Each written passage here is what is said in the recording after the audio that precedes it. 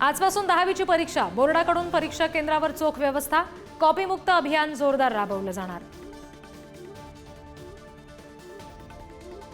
टोमॅटोच्या भावात मोठी घसरण, प्रति किलो 5 रुपये भाव, उत्पादन खर्चही निघत नसल्यामुळे शेतकरी हवालदिल।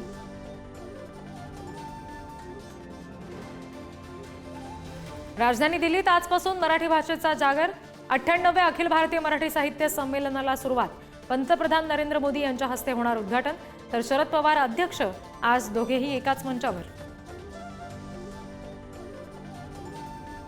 केंद्रीय गृहमंत्री अमित शहा आज आणि उद्या पुणे दौऱ्यावर, आज संध्याकाळी 6:30 वाजता पुण्यात मुक्कामी येणार, उद्या केंद्रीय पश्चिम विभागीय बैठकीला उपस्थित राहणार।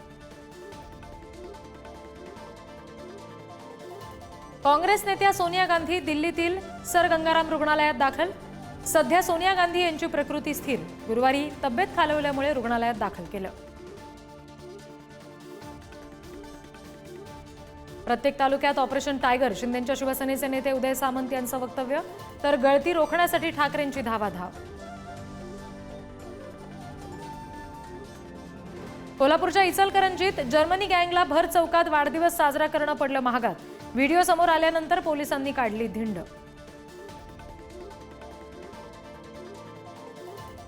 आंगणेवाडी यात्रेसाठी जिल्हा प्रशासन सज्ज, एसटी प्रशासनाकडून 100 पेक्षा जास्त विशेष गाड्या सोडल्या जाणार, तर रेल्वेकडूनही विशेष ट्रेन सोडणार।